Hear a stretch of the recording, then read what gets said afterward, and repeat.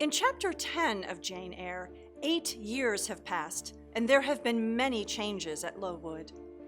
After Mr. Brocklehurst's negligent treatment caused the typhus epidemic, a new committee of benefactors formed to make changes.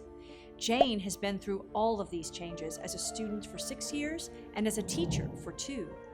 During that time, Jane has modeled herself after Miss Temple, viewing her as a mother. When Miss Temple marries and moves away, however, Jane wants change. She advertises independently for a governess position and receives a response from Mrs. Fairfax, offering Jane a position at Thornfield, where her pupil will be a little girl under 10 years of age. Jane asks the new superintendent of teachers for permission to leave. She passes the request to Mr. Brocklehurst, who writes in turn to ask Mrs. Reed.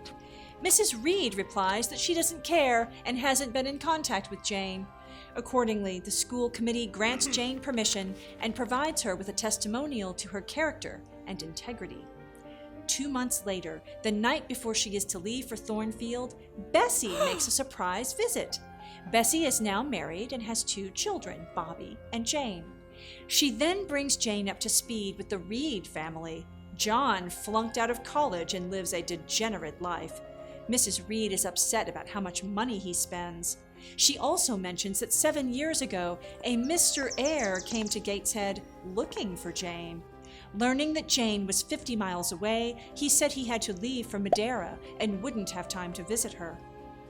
The next morning, they see each other briefly before Bessie sets off to return to Gateshead, and Jane leaves for Thornfield and her next adventure. This is a transitional chapter that resolves the storylines of characters both at Lowood and Gateshead. At Lowood, Mr. Brocklehurst's abuses are uncovered, resulting in new benefactors. This leads to great improvements to the school, including better food and clothing. Miss Temple marries, a happy ending for women during the era. Jane achieves the goals she set for herself. At Gateshead, karma found its way. Bessie is happily married with children. Mrs. Reed is distraught over her son's poor behavior.